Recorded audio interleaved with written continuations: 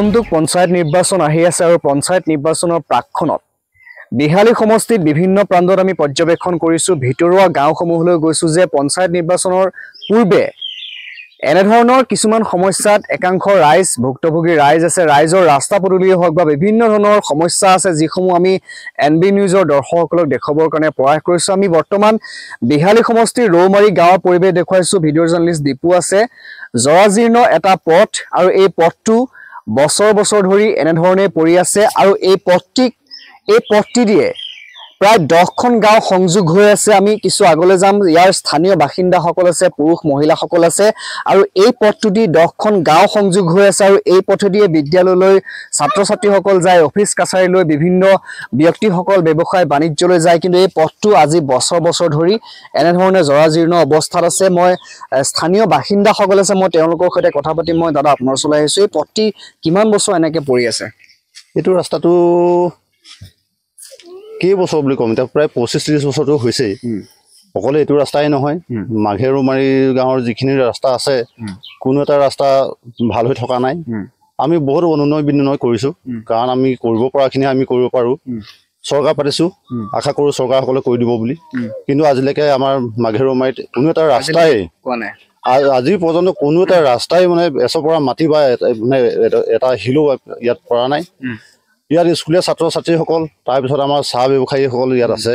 গতিকে আমাৰ চাহটো সৰবৰাহৰ কাৰণে সমস্যা হয়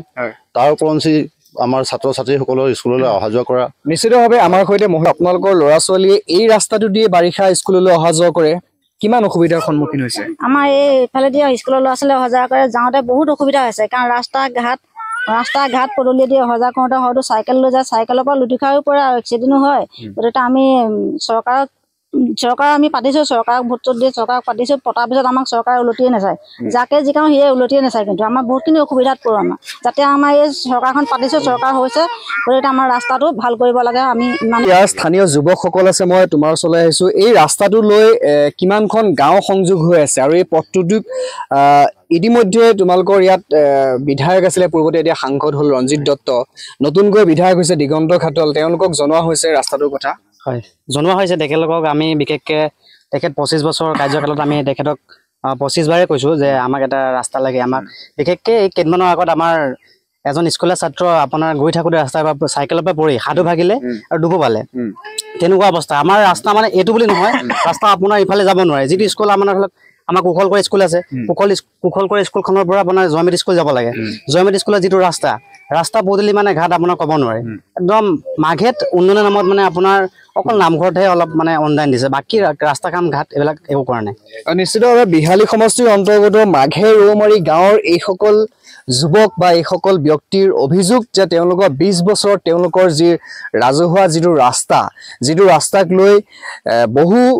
হাজাৰ মানুহে এই ৰাস্তাটোৱে অহা যোৱা কৰে তেওঁলোকৰ ৰাস্তাটো আজিও সমস্যাৰ সমাধান নহ'লে ৰঞ্জিত দত্তক বাৰে বাৰে কৈছে স্থানীয় বিধায়ক আছিলে এতিয়া সাংসদ হ'ল এতিয়া নৱনিৰ্বাচিত বিধায়ক দিগন্ত ঘাটোৱাল আছে আৰু এগৰাকী যুৱক আছে তোমাৰ ওচৰলৈ আহিছোঁ কি ক'ব বিচাৰিবা ৰাস্তাটোক লৈ কিমান অসুবিধা হয় আমাৰ এইটো ছাৰ আপোনাৰ বিহালী সমষ্টিৰ ভিতৰত বটিয়ামাৰী পঞ্চায়তৰ মাঘেৰুমাৰী আমাৰ এখন গাঁও মানে অতিকৈ পিছপৰা বাকীখিনি ক্ষেত্ৰত ক'বলৈ নাযাওঁ কিন্তু ৰাস্তা পদূলি আপোনাৰ বহুত শোচনীয় অৱস্থা বহুত বেয়া আৰু ইয়াত আপোনাৰ বাৰিষা ল'ৰা ছোৱালী যাব নোৱাৰে স্কুল বা আপোনাৰ বা ডেলিভাৰী মানুহক তেখেতলোকক নিবলৈ বহুত অসুবিধা হয় আমাৰ ইয়াত চাহ খেতিয়ক বহুত আছে তেখেতলোকৰ যিখিনি চাহ লৈ যাবলগীয়া আপোনাৰ ফেক্টৰীলৈ অৱস্থা মানে হয় গাড়ী কেতিয়াবা আপোনাৰ ফেক্টৰী নাপায়গৈও তেনেকুৱা অৱস্থালৈকে হৈ যায় তেখেতলোকৰতো বহুত লোকচান হয় আপোনাৰ এদিনত মিনিমাম তেখেতলোকৰ 10-15 হাজাৰ টকাটো লোকচান হৈ যায় তেনেকৈ আৰু ইয়াত আপোনাৰ কলেজ যাবলগীয়া ল'ৰা ছোৱালীৰ পৰা ধৰি লৈ আপোনাৰ LP স্কুল যাবলগীয়া ল'ৰা ছোৱালী হ'বলৈ